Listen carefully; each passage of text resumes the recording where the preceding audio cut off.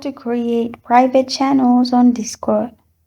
Hi everyone, I'm here to assist you today. Without any delay, let's jump right in. First, open Discord on your device. Make sure you're logged into your account. Then on the left side, click on the server where you want to create private channel. In your server, you will find all the channels. Above the channel, you will find a plus button, which is create channel. Click on it. Then you'll find this kind of screen. In here, select your channel type. After that, at the bottom, add your channel name. And below channel name, you'll find private channel.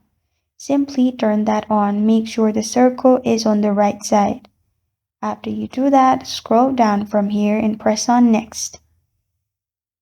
After you press on next, you can add members for your private channel as you want.